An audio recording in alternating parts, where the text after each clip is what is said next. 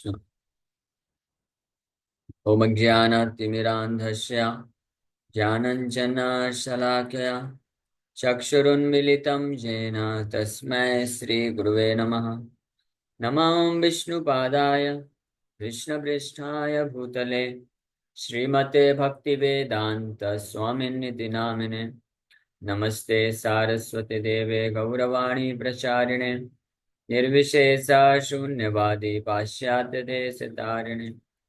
नमो महावदन्याय कृष्ण प्रेम प्रदायते कृष्णाय कृष्ण चैतन्य नामने गौरतुसे नमः। जय श्री कृष्ण चैतन्य प्रभु नित्यानंद श्री अद्वैत गदाधर शिवासादि गौर भक्त वृंदा। हरे कृष्णा कृष्णा कृष्णा हरे हरे हरे राम राम राम हरे हरे। हरे कृष्णा।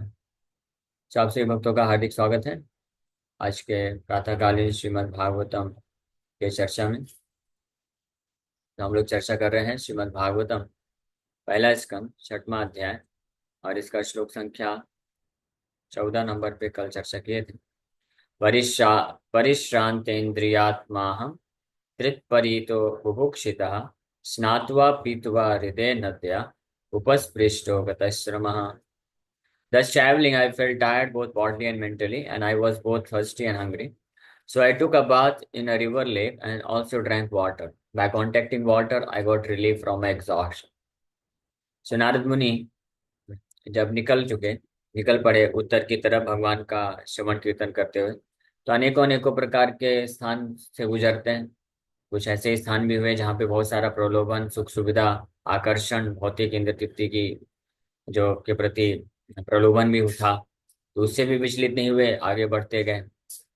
और साथ ही साथ में कुछ ऐसे भी स्थानों से निकले जहाँ पे बहुत सारी कठिनाइयों का अनुभव करना पड़ा, बहुत सारे डेंजर्स रिस्क हुए। उन सभी स्थानों से भी निकल के आगे बढ़ते गए और ऐसे जा निकल रहे हैं, ट्रेवल कर रहे हैं बेसिकली पूरे भगवान के पूरे क्रिएशन में, सृष्टि में अलग अलग प्रकार का अनुभव लेते हुए, अलग अलग प्रकार के स्थान में जा करके प्रचार करते हुए। लेकिन हर जगह वो उनका मन जो है विचलित नहीं है, फिक्स है वो श्रवण कीर्तन करने के लिए, भगवान की सेवा, भगवान को हृदय में धारण करके किसी भी प्रकार की आसक्ति को। ना तो कोई प्रकार का राग है, ना ही किसी प्रकार की परिस्थिति से द्वेष है।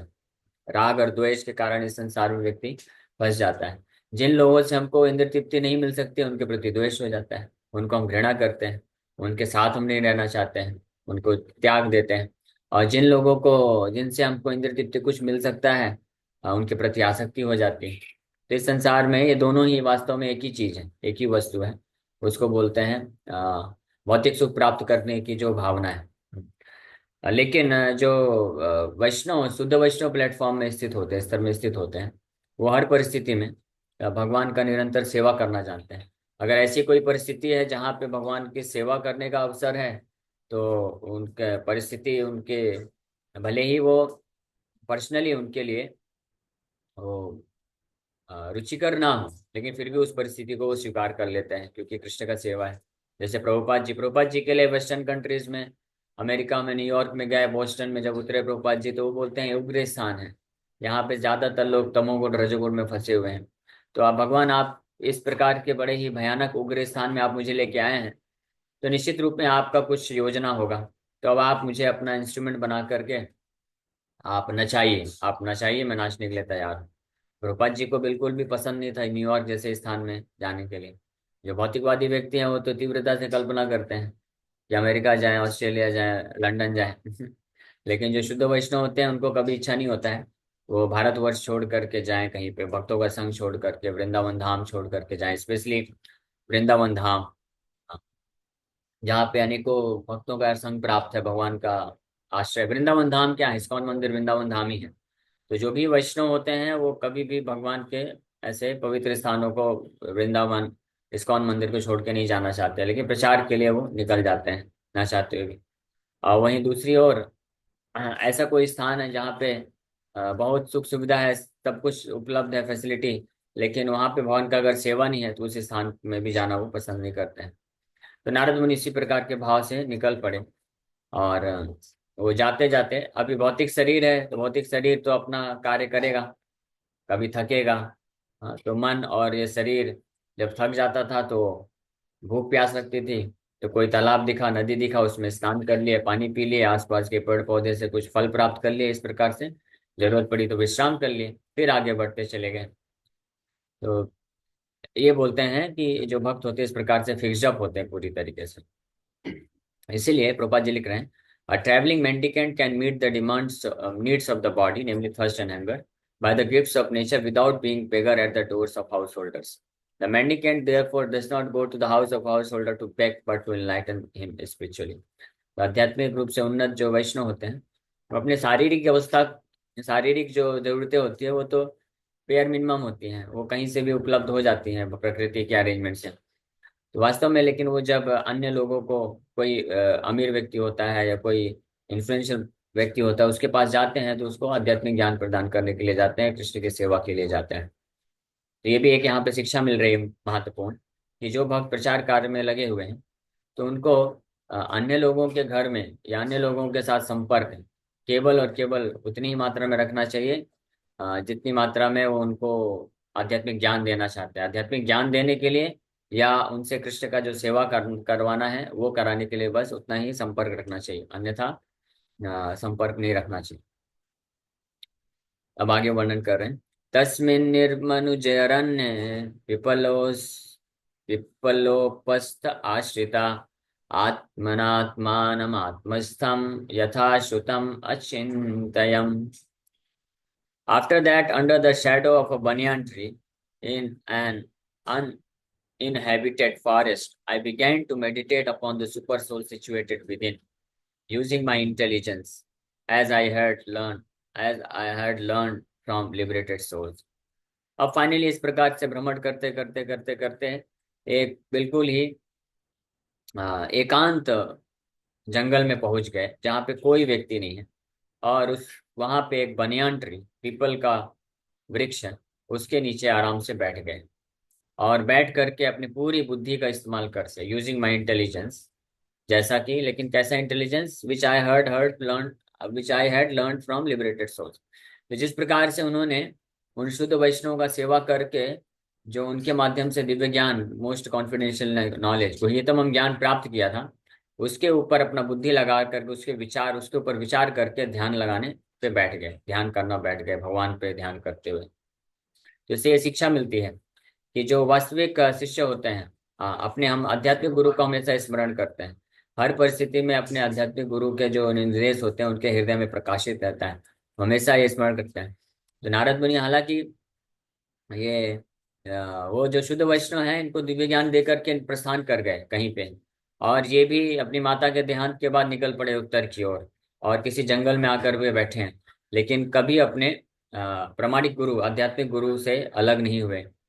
शिला प्रभुपाद जी भी इस प्रकार से बताते हैं कि हालांकि वो न्यूयॉर्क के सड़कों में अकेले भटक रहे थे, लेकिन वो बोले प्रभुपाद जी की, I was never alone, I always felt the presence of my spiritual master शिला भक्ति सिद्धांत Saraswati Thakur, because I always kept his instructions with in the core of my heart. कि मैं कभी अकेला नहीं था, हालांकि न्यूयॉर्क की सड़कों में अकेले भटक रहे थे प्रभुपाद जी, 1 साल तक तो कुछ भी नहीं था, रहने का कोई ठिकाना नहीं था। एक बार तो जिस रूम में, रेंटेड रूम में रहते थे, तो वहां पे डेविड नाम का लड़का था, एक दिन बहुत नशा करके आया, प्रभुपाद जी के ऊपर अटैक कर दिया। आधी रात को प्रभुपाद जी को अपना पूरा सामान वगैरह छोड़ करके भागना पड़ा, और पूरी रात प्रभुपाद जी सड़कों में भटक रहे हैं, कोई आश्रय नहीं। सुबह होने के बाद फिर कुछ और जो वेल विशर थे, प्रोग्राम में आते थे, उनसे कांटेक्ट किया उन्होंने, फिर एक दूसरा फ्लैट दिलाया, रूम दिलाया, जहाँ पे रेंट में, फिर वहां पे कंटिन्यू किया सेंटर। हाँ, लेकिन ये सब कठिन परिस्थितियां, सोचे 70-72 साल की उम्र के प्रभुपाद जी, और इस प्रकार की कठिन परिस्थितियों को झेल रहे हैं, लेकिन फिर भी जो छोड़ के नहीं गए, प्रचार कार्य में लगे रहे। और हमेशा प्रभुपाद जी बोले कि मैं अपने, हमेशा मेरे गुरु महाराज मेरे साथ हैं, कैसे, आदेशों के माध्यम से। तो कोई भी भक्त अपने आध्यात्मिक गुरु और भगवान को हमेशा अपने साथ उपस्थित महसूस कर सकता है अगर उनके आदेशों को स्मरण करे, इंस्ट्रक्शंस को स्मरण करे। लेकिन कौन अपने आध्यात्मिक गुरु या भगवान के इंस्ट्रक्शंस को स्मरण कर सकता है? जिसके हृदय में वो इंस्ट्रक्शंस प्रवेश किया है। अगर जिसने श्रवण ही नहीं किया तो कैसे स्मरण करेगा? और श्रवण भी किया है, लेकिन बस कान से सुना है, लेकिन एक कान से सुना एक कान से निकाल दिया, तो कैसे स्मरण करेगा? या कान से सुना लेकिन बुद्धि तक गया तो भी स्मरण नहीं कर पाएगा।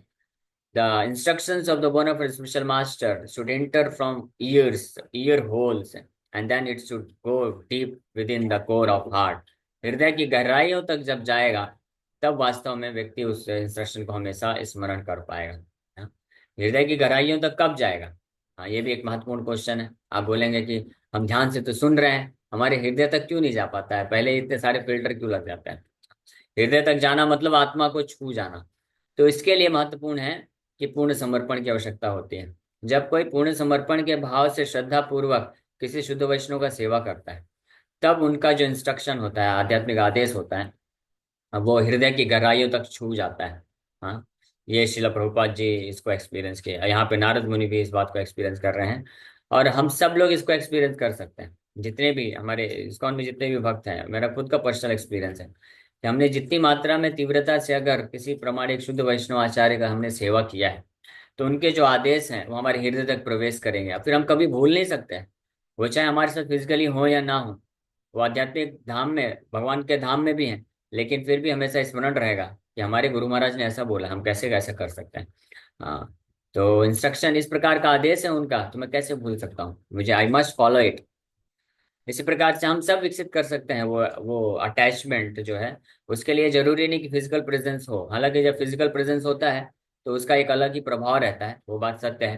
क्योंकि जब फिजिकली कोई शुद्ध वैष्णव होते हैं, अगर हमको उनका फिजिकल एसोसिएशन करने को मिलता है, उनका हम सेवा करते हैं, तो वो एक ज्यादा प्रभावशाली होता है शुरू की अवस्था में, क्योंकि शुरू में कोई इतना दिव्य अवस्था में नहीं होता है। इसीलिए फिजिकल लिविंग गुरु का आवश्यकता है। इसलिए दीक्षा गुरु जो होना चाहिए फिजिकल होना चाहिए।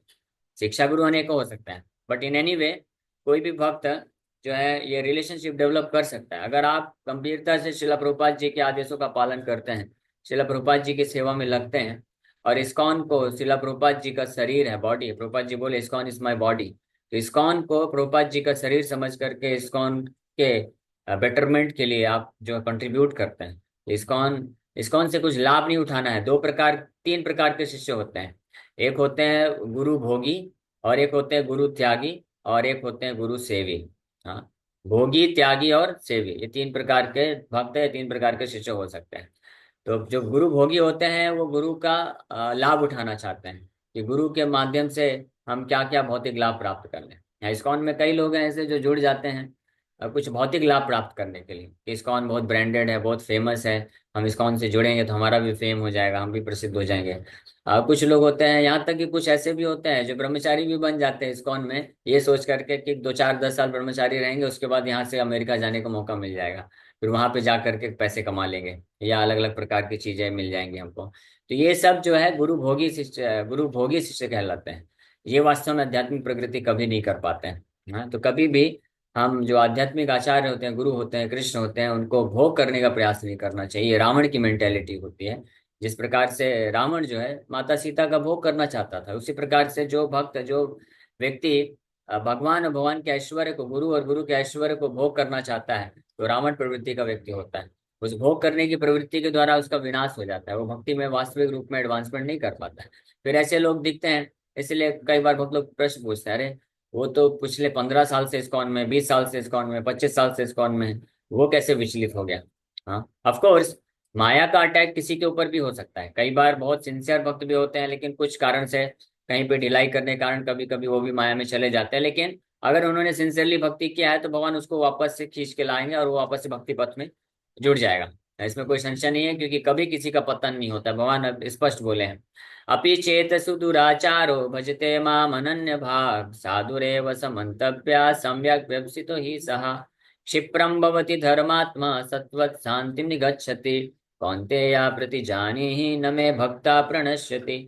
अगर कोई ईमानदारी से, निष्ठा के साथ, सिंसियरिटी के साथ भगवान कृष्ण को समर्पण किया है, सेवा किया है, तो किसी कारणवश उसके पूर्व कर्म के संस्कार के अनुसार कुछ वर्षों में अगर कभी उसका पतन हो जाता है, तो कभी उसका निंदा नहीं करना चाहिए, क्योंकि वो बहुत जल्दी ही ये रियलाइज कर लेगा कि मेरे से बहुत बड़ा मिस्टेक हो गया है। भगवान कृष्ण के अनन्य आश्रय को नहीं छोड़ता है, तो वापस से पुनः स्थापित हो जाएगा भक्ति मार्ग में। इसलिए हमेशा ये ध्यान रखना चाहिए। लेकिन अगर कोई जो है कृष्ण भोगी या गुरु भोगी बन करके आता है इस विचारधारा से, तो निश्चित रूप में उसका जब पतन होता है तो वो पूरी तरह से माया में चला जाता है और भटक जाता है। तो इस प्रकार से हमको सावधान रहना चाहिए कि हम कभी भी भगवान और आध्यात्मिक गुरु उनके जो है संपर्क में आकर के उनका अनावश्यक लाभ उठाने का प्रयास न करें। तो ये कैटेगरी के शिष्य होते हैं। दूसरे कैटेगरी के शिष्य होते हैं गुरु त्यागी। तो जब कोई संसार में किसी गुरु से या कृष्ण से के पास आता है और उसको जो इंद्र तृप्ति के संसाधन नहीं मिलते हैं, उसके मन के हिसाब से कार्य नहीं होता है, क्योंकि जो वास्तविक आध्यात्मिक गुरु होते हैं कभी किसी अपने शिष्य को मस्का नहीं लगाते हैं। वो प्लेन ट्रूथ बोलते हैं, परम सत्य को प्रस्तुत करते हैं। ऑफ कोर्स जो है आध्यात्मिक गुरु इस प्रकार से कार्य करते हैं उसके कल्याण के लिए, लेकिन जो मायाबद्ध जीवात्मा होता है वो सोचता है कि ये मेरे मन में, मेरे इंद्र तृप्ति में बाधा को उत्पन्न कर रहे हैं। ये नहीं चाहते कि मैं खुशी रहूं संसार में, सुख प्राप्त करूं, मुझे हमेशा दुख में डालना चाहते हैं। ऑफ कोर्स ऐसा उस व्यक्ति को तो, भक्त को तो, शिष्य को तो ऐसा ही लगता है क्योंकि मायाबद्ध है। लेकिन उसको ऐसा लगने पर भी जो आध्यात्मिक प्रामाणिक गुरु होते हैं वो कभी ऐसे प्रिंसिपल से कॉम्प्रोमाइज नहीं कर सकते। जिस प्रकार से छोटा बच्चा होता है, कभी भी ये कितना भी सोचा अरे मेरे माँ बाप मेरे मेरे को खुश नहीं देखना चाहते हैं, तो इसका मतलब ये नहीं कि माँ बाप उसको वो सारी चीजों में लगा देंगे जिससे उसका नुकसान होने वाला है। माँ बाप फिर भी उसको थप्पड़ ही लगाएंगे। और इसी प्रकार से डॉक्टर, मरीज कितना भी, कई बार होता है आप जाएंगे हॉस्पिटल्स में तो कुछ मरीज लोग एडमिट होते हैं, स्पेशली जो वृद्ध मरीज होते हैं 60 साल के ऊपर के होते हैं, तो वो लोग बड़े फ्रस्ट्रेट हो जाते हैं। वो तो नर्स को सीधे बोलते हैं कि तुम सब लोग मुझे मिलकर मारना चाहते हो। मैं एक बार मैं एडमिट था अभी पिछली बार, तो एक ऐसे व्यक्ति था, वृद्ध व्यक्ति था, तो नर्स बेचारी जा करके ट्रीटमेंट देना चाहती है ताकि ठीक हो जाए, तो वो चिल्लाता था जोर जोर से कि तुम मारने के लिए आ रही मेरे को, हाँ दूर भाग जाओ इधर से मेरे पास मत आना। ऐसे से वो चिल्लाने लगता था। सोचिए अब बेचारी वो नर्स का क्या करे बेचारी, उसको ये सब सहन करना है और साथ में उसको ट्रीटमेंट भी देखना है, देना है। और डॉक्टर भी इसी प्रकार से, तो इसको थैंकलेस जॉब बोलते हैं। हाँ, और इसी प्रकार से जो आध्यात्मिक गुरु होते हैं, प्रामाणिक आध्यात्मिक गुरु होते हैं, उनका ये थैंकलेस जॉब है।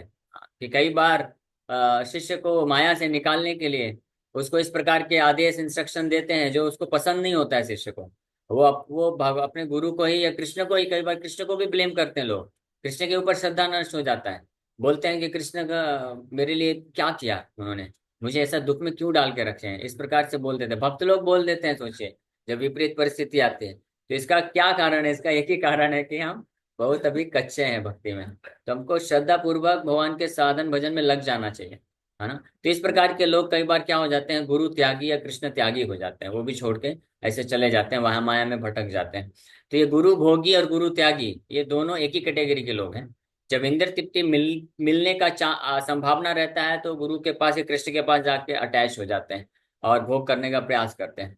और जब इंद्र तृप्ति नहीं मिलता है, जब शुद्धिकरण का टाइम आता है और जीवन में कुछ विपरीत परिस्थितियां आती हैं, दुख आने लग जाता है जिससे हमारा भौतिक आसक्ति बंधन नष्ट हो, तो वो श्रद्धा खत्म हो जाती है, फिर छोड़ के त्याग करके चले जाते हैं। तो ये दोनों एक ही कैटेगरी के हैं लोग, लेकिन अलग अलग परिस्थिति में इस प्रकार से प्राकट होता है उनका। हाँ, लेकिन जो थर्ड कैटेगरी के लोग होते हैं, जो वास्तविक शिष्य होते हैं, वास्तविक जो भक्त होते हैं, या जो वास्तविक रूप में दिव्य ज्ञान में स्थित हैं, वो होते हैं गुरु सेवी या कृष्ण सेवी होते हैं।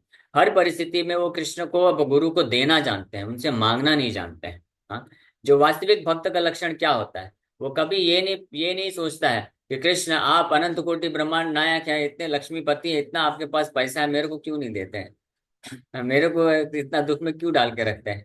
युधिष्ठिर महाराज ने ऐसा ही एक प्रश्न पूछा था, उनका डाउट नहीं था, लेकिन हम सब के बिहाफ में युधिष्ठिर महाराज ने प्रश्न पूछा था नारद मुनि से।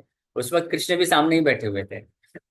नारद मुनि जब आए थे, युधिष्ठिर महाराज पूछे नारद मुनि से कि ये बड़ी एक आश्चर्यजनक चीज हम देखते हैं कि जो कृष्ण के भक्त होते हैं धीरे धीरे वो बेचारे बड़े गरीब होते जाते हैं, संसार में उनको बहुत दुख मिलता जाता है और उनको लोग तिरस्कार करने लग जाते हैं, उनको लोग प्रताड़ना देते हैं, अत्याचार करते हैं, निंदा करते हैं, उनके सगे संबंधी लोग भी, यहाँ तक भी वही सगे संबंधी जो बहुत प्रेम से बोला करते थे मेरा लाडला बेटा, मेरा ये वो, बहुत कुछ बताया करते थे।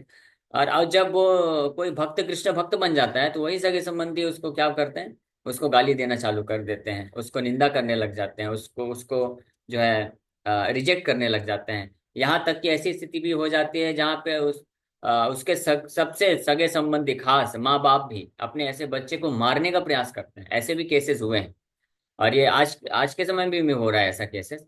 और पहले इतिहास में भी है, प्रहलाद महाराज को मारने का प्रयास किया, प्रहलाद महाराज हिरण्यकशिपु का सबसे लाडला पुत्र था। चार बेटे थे हिरण्यकशिपु के, चारों में से प्रहलाद महाराज सबसे प्रिय पुत्र थे।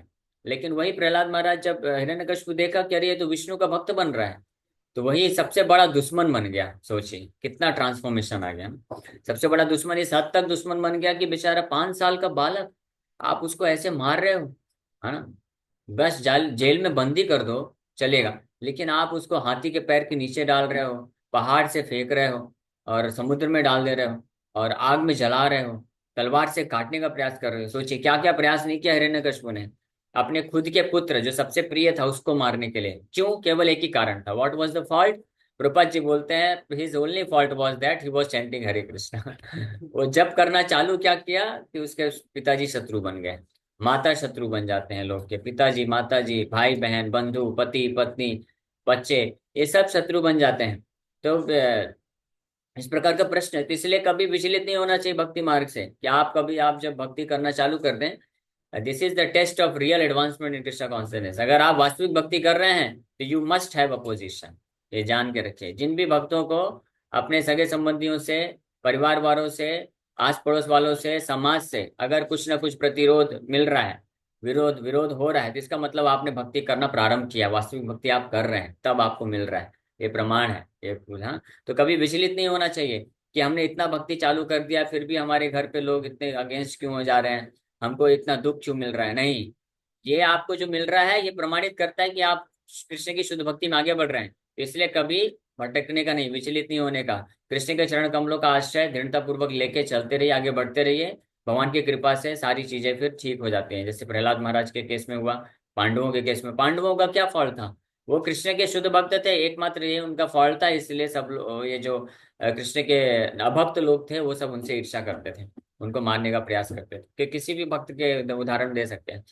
तो ये युधिष्ठिर महाराज इस प्रकार का प्रश्न पूछे कि ऐसा क्यों होते हैं। बड़ा आश्चर्य वाली चीज है कि कृष्ण जो लक्ष्मीपति हैं, पूरे ब्रह्मांड उनके पास इतना ऐश्वर्य है, उनके भक्त तो इतने दुखी हो जाते हैं, उनके भक्त के पास इतने गरीबी हो जाती है, ऐश्वर्य छिन जाता है, ये सब कैसे हो जाता है। और वहीं दूसरे और दूसरा एग्जाम्पल बोलते हैं कि वहीं दूसरी ओर भगवान शिव, जो कि खुद खुद का घर भी नहीं है रहने के लिए, बिल्कुल भिखारी के जैसे रहते हैं, और एक पेड़ के नीचे रहते हैं बस, जटा वगैरह धारण करके। लेकिन उनके भक्त देखो आलीशान बंगला बना करके रहते हैं, खूब इंद्र तृप्ति रहती है उनके पास, उनका समाज में बहुत नाम सम्मान सब कुछ होता है।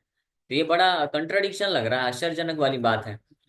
तो फिर युधिष्ठिर महाराज की बात को सुन करके नारद मुनि इसका उत्तर देना प्रारंभ करते हैं, कि क्या कारण है इसका, है ना।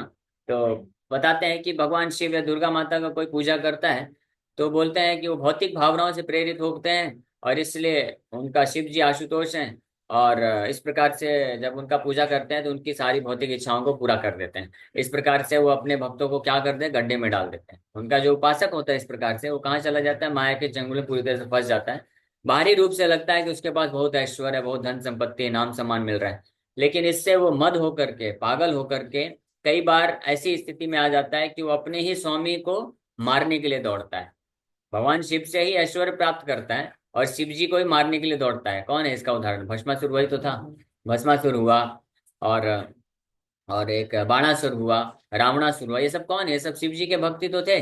और ऐश्वर्य प्राप्त करके इतने पागल हो गए कि या तो भगवान शिव के ऊपर अटैक कर दिए या भगवान रामचंद्र, भगवान नारायण के ऊपर अटैक कर दिए।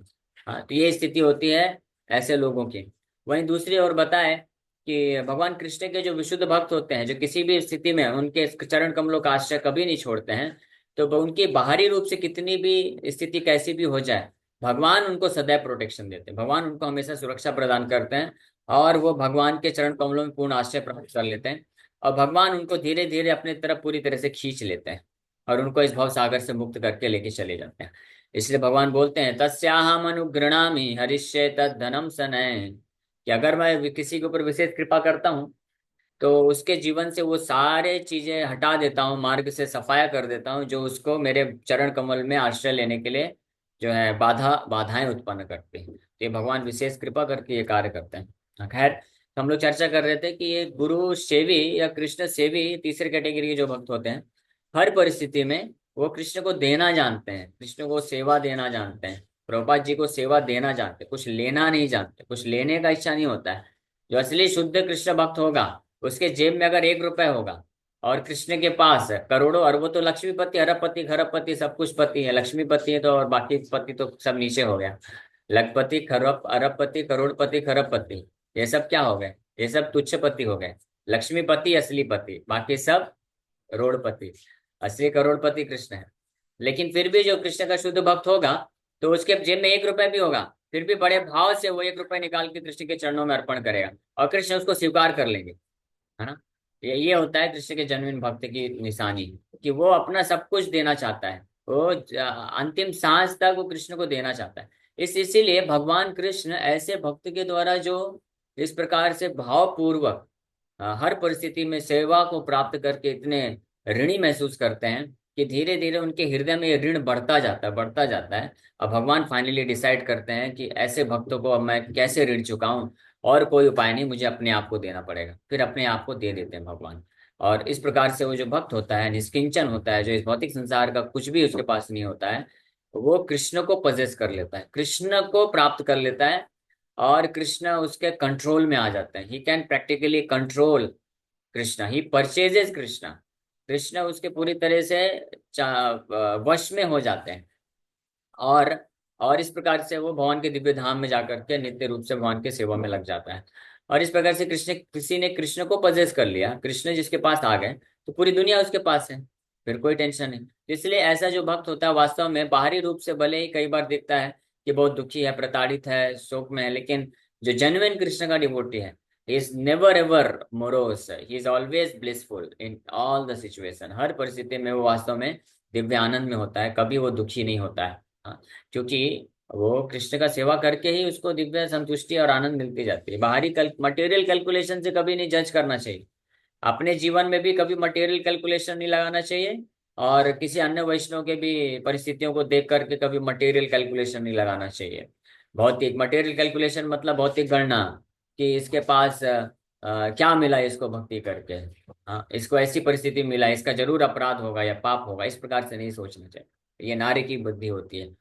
वैष्णव जाति बुद्धि, हाँ, गुरुषु नरमति अर्चय शिलाधीशु। वैष्णव जाति बुद्धि, ये नार की मति, ये नर hellish mentality, this is hellish mentality. हाँ, शिला भक्ति विनोद ठाकुर इसीलिए इसके बारे में बताते हैं कि शिला भक्ति विनोद ठाकुर एंड शिला भक्ति ठाकुर, ये ब्राह्मण परिवार में जन्म नहीं हुआ था।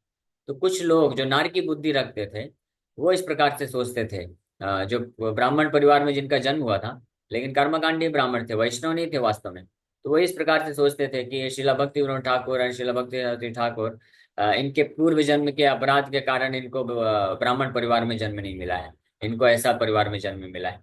हाँ, तो ये नार की बुद्धि है। अगर कोई ऐसा सोचता है, किसी भी वैष्णव को अगर इस प्रकार से कोई जज करेगा, तो महान अपराधी बन जाता है। अगर कोई ये सोचता है कि इस्कॉन में कोई महान भक्त है, शुद्ध वैष्णव है, उनका जन्म मान लीजिए किसी का अमेरिका में हुआ है, किसी का अफ्रीका में हुआ है, अलग अलग परिस्थिति में हुए, तो अगर कोई ये सोचता है कि उनके पूर्व जन्मों के कर्म अच्छे नहीं थे, पाप था या अपराध था, इसलिए उनको भारतवर्ष में जन्म नहीं मिला, या उनको ब्राह्मण परिवार में जन्म नहीं मिला, उनको जो माया का जगत है अमेरिका में जन्म मिला है, अफ्रीका में जन्म मिला है, तो ये जो है ये नार की बुद्धि है। इस प्रकार से कभी विचार नहीं करना चाहिए।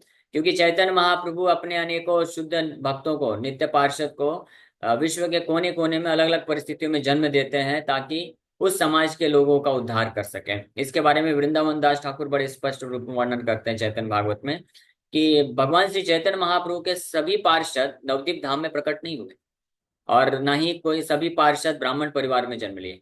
श्री चैतन्य महाप्रभु की इच्छा से भगवान के नित्य पार्षद, उन बिना किसी अपराध या पाप के, भगवान श्री चैतन्य महाप्रभु के आदेश पे भगवान के कुछ नित्य पार्षद जो हुए, वो नॉन ब्राह्मण परिवार में जन्म लिए। हाँ, कुछ और अलग अलग नवद्वीप से बाहर परिवार स्थानों में जन्म लिए। क्यों? वृंदावन ठाकुर स्पष्ट लिखते हैं, ताकि उनके माध्यम से उन समाज के लोगों को भगवान शिक्षा देना चाहते थे, कि अगर शुद्ध वैष्णव बनना है तो इसके लिए जरूरी नहीं कि किसी को धाम में जन्म लेना पड़े, किसी तीर्थ स्थान में जन्म लेना पड़े, या इसके लिए जरूरी नहीं कि किसी को शुद्ध ब्राह्मण परिवार में ही जन्म लेना पड़े, तभी वो महान वैष्णव बन सकता है। इस बात को स्थापित करने के लिए, क्योंकि ये जो इस भौतिक संसार की जो अलग अलग प्रकार की परिस्थितियां होती हैं, वर्ण और आश्रम होता है, ये भौतिक है, इसका आध्यात्मिकता से कोई खास लेना देना नहीं है। तो ये बात जरूर सत्य है कि जिसके पाप, जिसके पुण्य होते हैं, तो उसको अच्छे जगह जन्म मिलता है, तीर्थ स्थानों में या ब्राह्मण परिवेश में जन्म मिलता है।